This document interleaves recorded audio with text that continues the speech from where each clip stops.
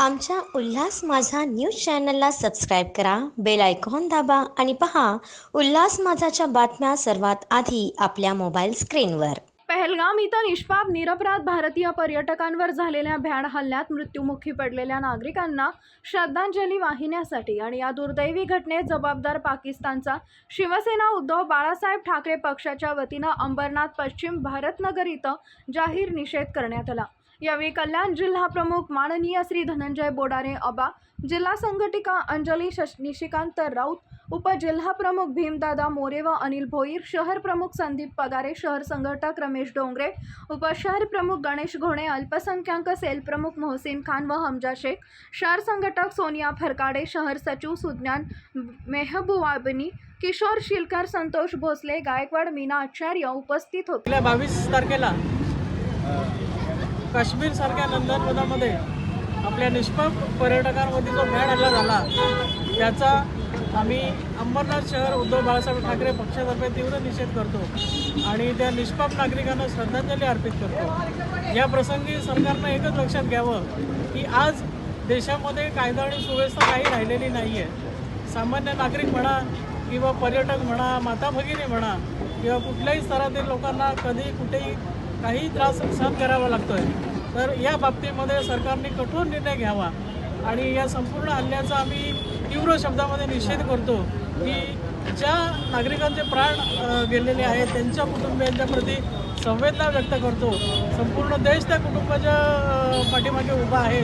फक्त सरकारनं कठोर पावलं जास्तीत जास्त उचलली पाहिजेत आणि कडक शासन केलं पाहिजे, एवढीच आमची मागणी आहे। 22 तारखेला या काश्मीरवर हल्ला नाही झाला, त्या भारताच्या आत्म्यावर हल्ला झाला।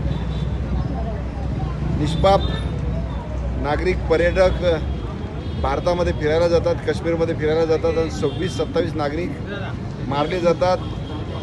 पाकिस्तानचे अतिरेकी सीमारेषा ओलांडून इकडे येतात, लोकांना मारून परत जातात, तरी सरकारला पत्ता लागत नाही आणि धर्म विचारतात की तुम्ही कोणत्या धर्माचा, हिंदू धर्म आहे का? पाकड्यांचा इरादाच तो होता की या भारतामध्ये अस्थिरता नांदावी, भारताची जी एकात्मता आहे ती संपवावी, इथं हिंदू मुस्लिम शीख इसाई यांचे आपसात दंगे व्हावेत।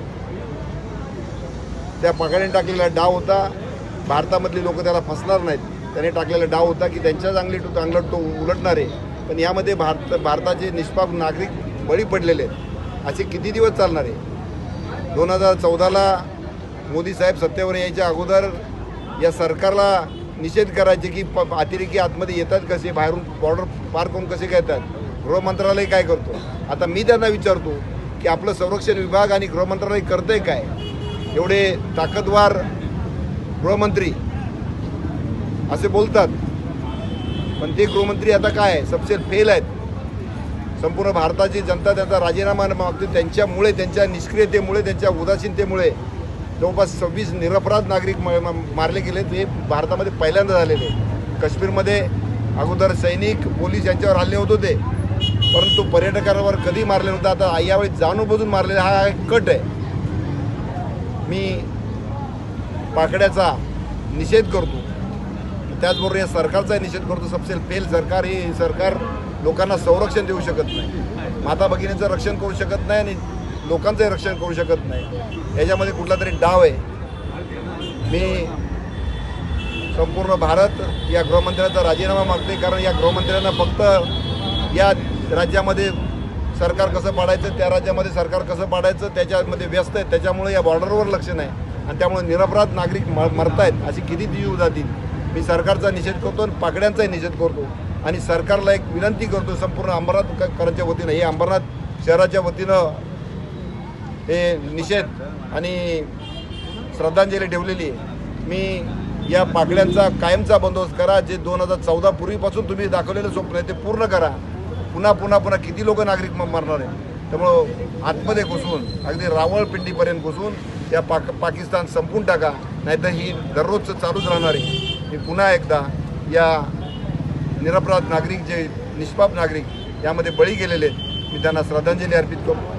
आमच्या उल्हास माझा न्यूज चॅनलला सबस्क्राईब करा, बेल आयकॉन दाबा आणि पहा उल्हास माझाच्या बातम्या सर्वात आधी आपल्या मोबाईल स्क्रीनवर।